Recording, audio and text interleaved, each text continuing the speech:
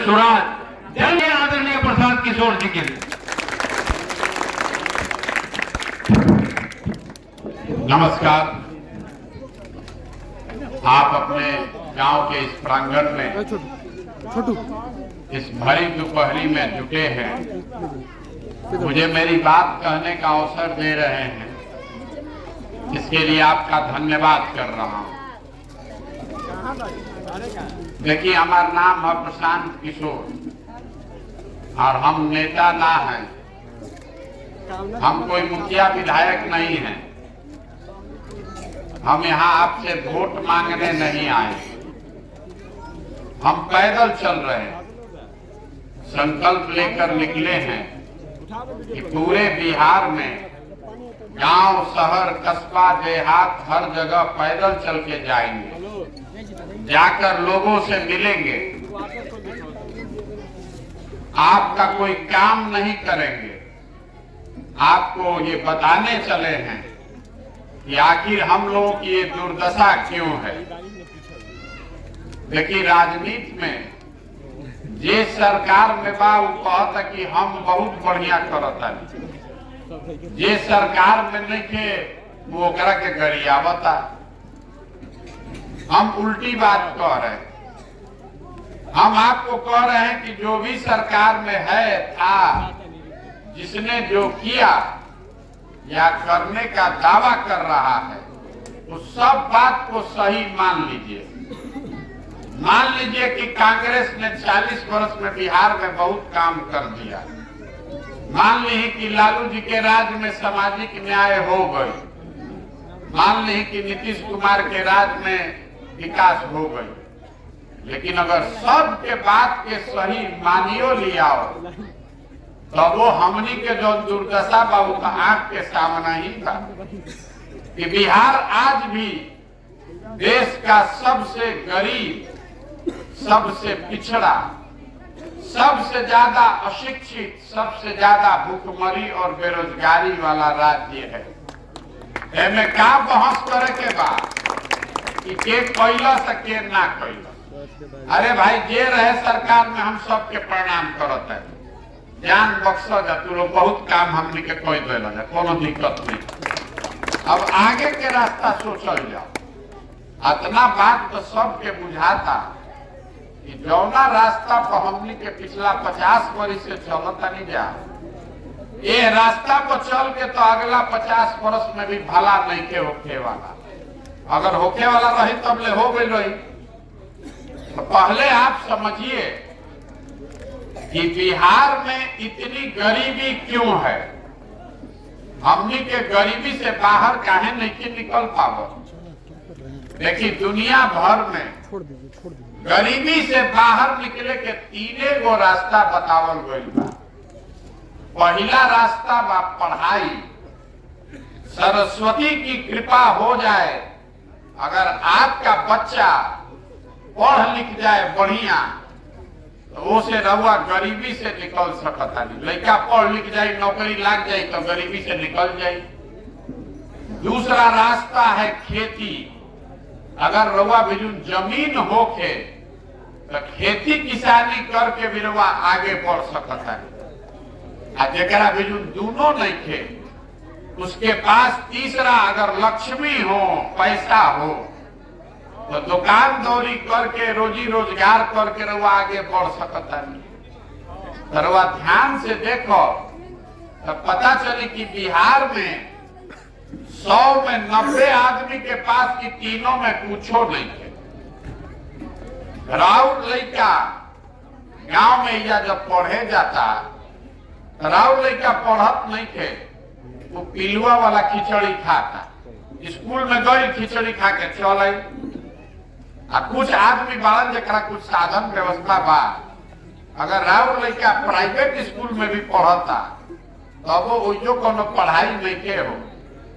लड़का कॉलेज में गई, हो जा 3 वर्ष के डिग्री 5 वर्ष में लेके घरे चल आई, पढ़ाई कॉलेज में भी नहीं के हो।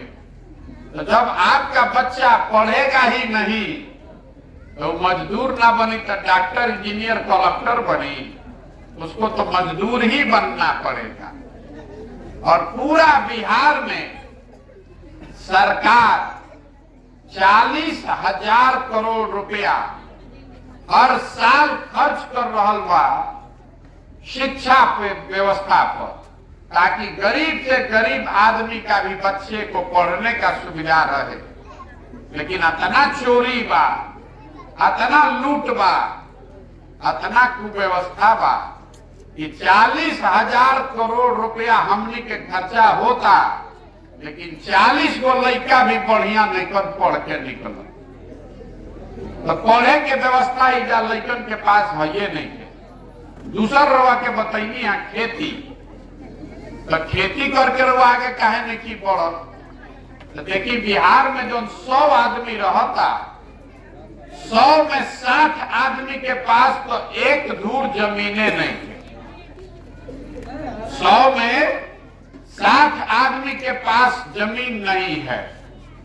75 साल से एजा समाजवाद और गरीब के नाम पर राजनीति होता, लेकिन भूमि सुधार ना लागू भय।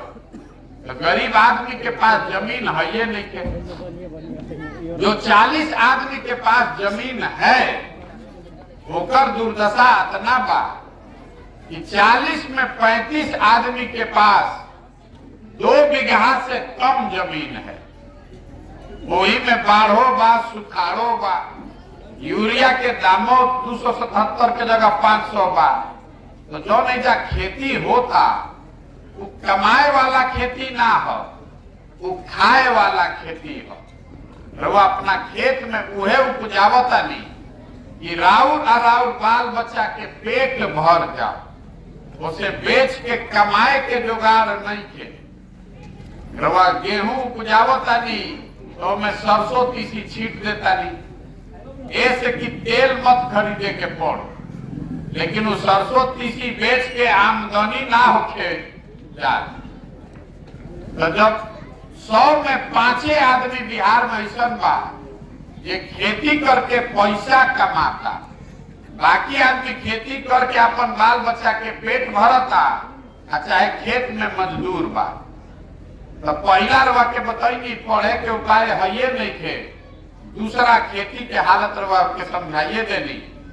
तीसरा बचल पूंजी, अगर पढ़ाई नहीं थे, खेती नहीं थे, लेकिन पैसा होके, पूंजी होके, रवा कोनो दुकान दौरी बिजनेस व्यापार करके आगे बढ़ सकता है।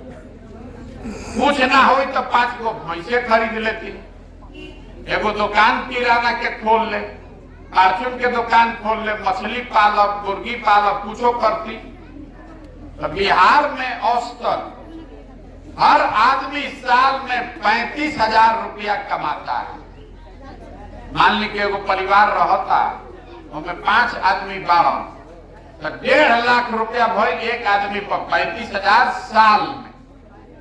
तो 35,000 रुपया में आदमी खाई का और बचाई का, तो पूंजी है ये नहीं थे। तो अगर आपके पास पढ़ाई है नहीं, खेती है नहीं, आप पूंजी बाना, तो रउआ गरीबी से निकलब कैसे? जितना हाथ पांव मारे के बाद मार ली, जेकरा के चुने के बाद चुन ली। कोई सरकार बना दीजिए, 10 घंटा के बजाय रउआ 14 घंटा काम करे लगी, गरीबी से नहीं निकल सकते। रउआ देखता नहीं, पुश्त दर पुश्त, पीढ़ी दर पीढ़ी गरीब का बच्चा गरीब ही है। इसकी वजह है कि जब तक बिहार में लोगों के पढ़ने के लिए अच्छी व्यवस्था नहीं बनाई जाएगी, जब तक ये व्यवस्था ना बनी कि गरीब से गरीब लड़का के लिए अच्छा पढ़ाई के साधन हो जाए, जब तक खेती के कमाए वाला खेती ना बनावल जाए। कि बरवा 1 बीघा जमीन बा, लेकिन हमें धान गेहूं ना उपजाई, सब्जी फल मसाला उपजाइए और उसका भाव मिल जाए, तब रवा उसे कमाई होके लागी। और तीसरा, जब तक लोगों के हाथ में पूंजी नहीं दिया जाएगा। गुजरात में आज से 50 बरस पहले अमूल के रवा नाम सुनले हो, दूध के घरे घर पैसा सरकार देलस, भैया भैंस खरीदो, गाय खरीदो, दूध पैदा करो, और कोऑपरेटिव वाला दूध खरीद के ले जाएगा घरे घर, आदमी कमाई होके लागो तो यह तरक्की हो गई। तो जब तक ये तीन काम नहीं होगा, पढ़ाई और खेती से कमाई और हाथ में पूंजी, रउआ पूछो ये भाई प्रशांत किशोर अगर तहरा मालूम बा तो बिहार में नेतन के काहे नहीं के मालूम, नेता इसको क्यों नहीं कर रहा है, वो आपको हम बता रहे हैं कि ये बिहार में क्यों नहीं हो रहा है। रउआ बुझाता कि रउआ वोट ठीक देता नहीं, नेता ही काम नहीं के करत, नेता चोरी करता, नेता राव काम नहीं के करत, सबके तो ये बुझाता। तो हम एगो रउआ के उल्टा समझावे आइल बानी। आप जो वोट दे रहे हैं वो आपको मिल रहा है, नेता आपको नहीं ठग रहा है, ये आपका भ्रम है। हमने के बुझाता कि हमने के वोट ठीक देता नहीं जा, नेता ठगता। हम रवा कहता नहीं कि नेता रवा के ठगते नहीं के। अगर नेता ठगी तो एक बार ठगी दूसरा बार वह समझ लेती, दो बार ठगी तीसरा बार वह समझ लेती। लेकिन अगर रवा 50 वर्ष से ठगाता नहीं, एक मतलब बा कि कुछ न कुछ गलती हमनियों में बा। देखी बिहार में हमनी के जात को वोट देता नहीं जा, तो जात के चर्चा हर जगह गली कूचा घर द्वार होता कि नहीं के हो, जात के चर्चो होता, जात के गन्नो होता। हम रउआ घरे घर से 5 किलो अनाज को वोट देले बानी जा, 5 किलो अनाज को वोट दिया ही बना मोदी जी के। तो बिहार में कितनो भ्रष्टाचार बा, तो 1 किलो चोरी करके 4 किलो अनाज मिलते बा, मिलता कि नहीं के मिलत ना 4 किलो। रउआ वोट देले बानी राम मंदिर बनावे खातिर, तो 30 वर्ष के बादे सही, लेकिन राम मंदिर अयोध्या में बनते बा। रउआ वोट देले बानी मोदी जी के 56 इंच के सीना देख के, तो सुबह शाम टीवी अखबार में मोदी जी के फूलल सीना चमकत चेहरा रउआ लौटते बा। रउआ वोट देले बानी गुजरात में विकास के कहानी सुन के, तो गुजरात में फैक्ट्री लागते बा, राउर लड़का जाके गुजरात में मजदूरी करते बड़ा सब। तो जौन चीज पर रउआ वोट देता नहीं वो तो सब मिलते बा। रउआ जौन गोबर तौने में काटो, एजा इतना आदमी रउआ सब बैठल बानी जा, हमरा के बताई इतना तो सबके बुझाता ना भाई कि बिहार में पढ़े के व्यवस्था होके के चाहिए, लड़कन के मुड़ी नहीं के हिलावे के, मुंह से बोले के बाद, अरे और कुछ होके चाहे ना, बिहार में गरीब से गरीब के बच्चा के पढ़े के व्यवस्था होके के चाहिए कि ना होके के चाहिए। फिर से सोच के बोली, फिर मौका ना लगी, फिर से सोच कर बोलिए कि बिहार में और कुछ होके चाहे ना, हर आदमी के बच्चा के पढ़ने का व्यवस्था होना चाहिए कि नहीं होना चाहिए। सब लोग सब कहला होके के चाहिए। अभी 1 मिनट में पता चली कि हमने के दुर्दशा काहे बा। अब जितना आदमी कहला कि होके के चाहिए, तो अपना अपना लड़कन के नाम पर ईमानदारी से दिल पर हाथ रख के बोली कि अपना जीवन में कभी अपना लड़कन के पढ़े खातिर वोट देले बानी? अरे कोई देले बा? तो अभी काहे कहत रहे कि पढ़े के व्यवस्था होके के चाहिए? जौन ताला खोले के बा ओकर चाबी लगावते नहीं कि तो खुली कैसे? यह बात बतावे चलत बानी। कौनो नेता के जरूरत नहीं है, कौनो प्रशांत किशोर मोदी लालू का जरूरत नहीं है। जिस दिन आप ये बात समझ जाइएगा कि आपको वोट नेता को नहीं, वोट किसी दल किसी विचारधारा को नहीं, वोट आपको अपने बच्चे के पढ़ाई और रोजगार के लिए देना है, अपने आप बिहार सुधर जाए। अतने कहे खातिर चलल बा, वोट नहीं की मांगल, गावे गावे जाके हाथ जोड़ता नहीं। अरे भाई, अपना नहीं तो कम से कम अपने बच्चों का चेहरा देखिए। और अपनी वोट का कीमत समझिए।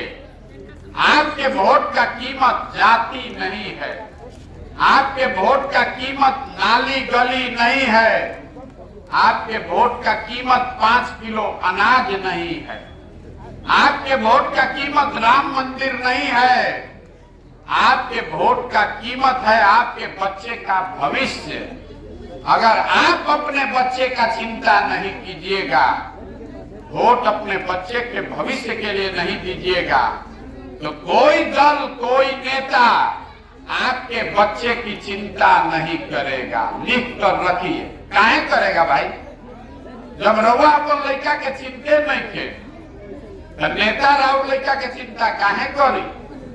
राउर लड़का घर में पढ़ लिख के बेरोजगार बैठल बा, रउआ अपन लड़का के बेरोजगारी नहीं के लौक, रउआ एजा से बैठले बैठल पाकिस्तान लौकता, एजा से बैठ के चाइना लौकता, रउआ वोट देता नहीं पाकिस्तान पुलवामा चाइना पर, और आपन लड़का घर में बेरोजगार बाई नहीं के लौक। राउर लड़का बीए क लेलस, एमए क लेलस, घर में चपरासी के नौकरी खोजता, और जेकरा के रउआ वोट देता नहीं ओकर लड़का 10वां नहीं के पास कैले, उ कहता कि हम मुख्यमंत्री बनब।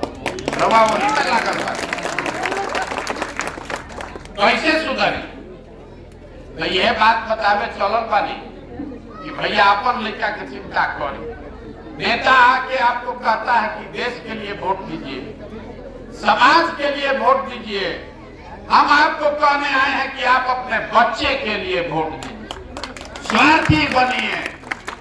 जब आप अपने बच्चे का चिंता नहीं कीजिएगा तो देश का क्या चिंता कीजिएगा? जब आपका लड़का अनपढ़ हो गया, राउर लड़का बेरोजगार हो गई, तो उसे देश मजबूत होता कि देश कमजोर होता? और देश मजबूत नहीं हो रहा है। पूरा बिहार में लड़का मजदूर बन गया, तो उससे देश मजबूत हो रहा है कि देश कमजोर हो रहा है?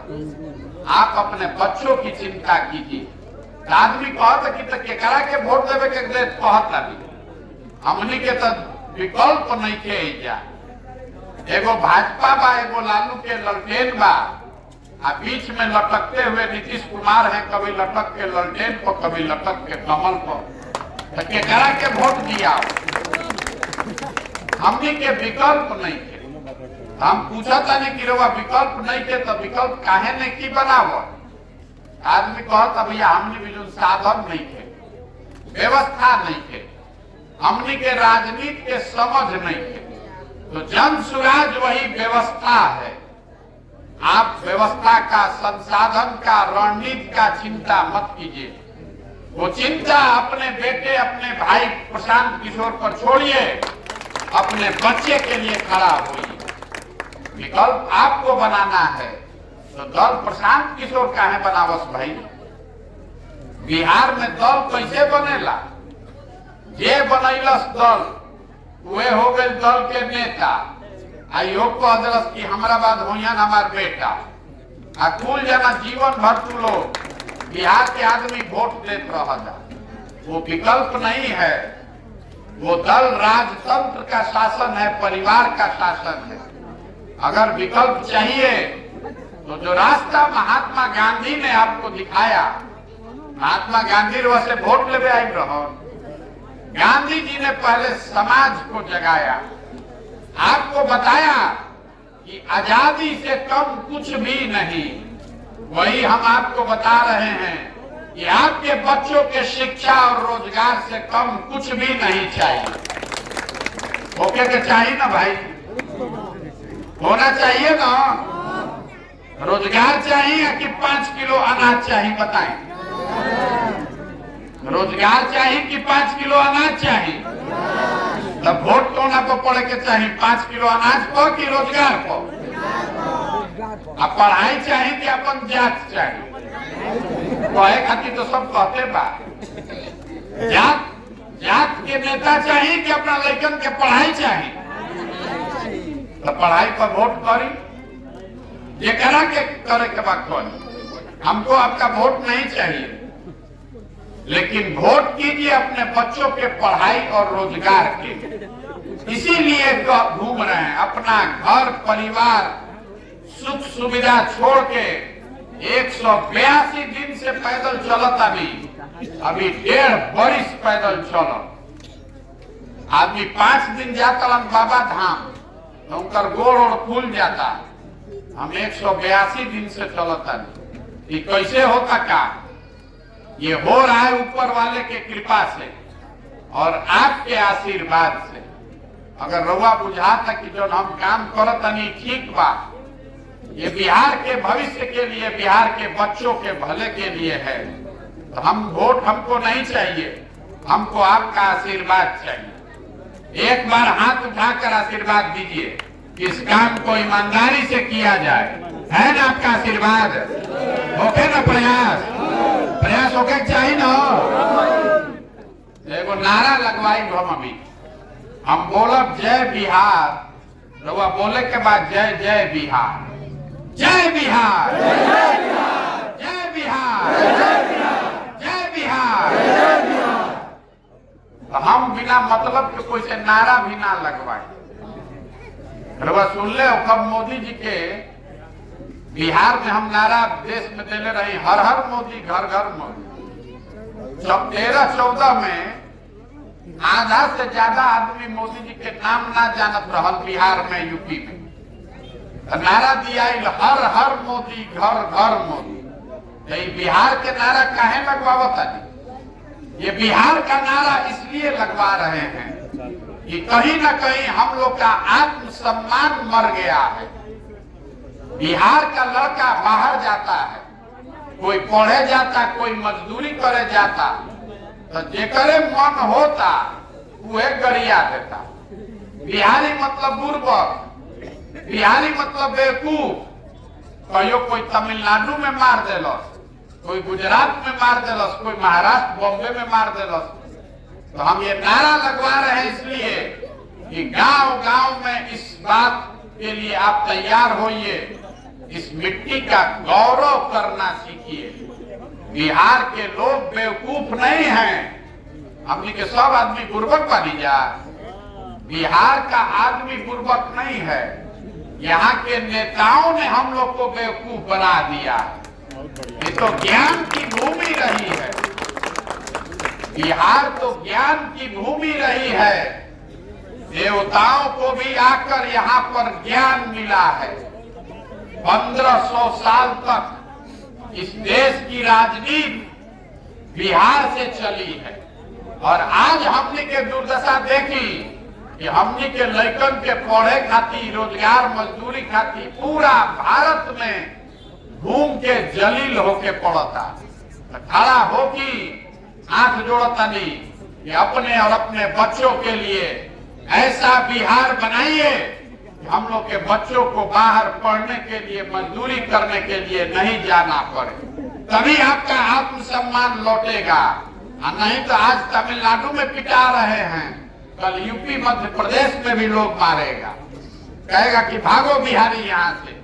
नहीं तो उठिए, जगिए और अपने बच्चों के लिए बेहतर बिहार बनाइए। इसी के लिए ये पदयात्रा कर रहे हैं।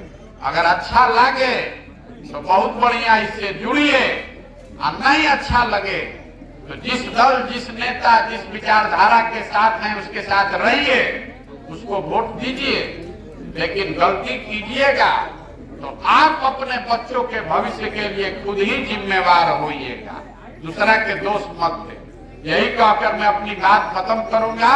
आपने मेरी बात सुनी, इसके लिए बहुत बहुत धन्यवाद।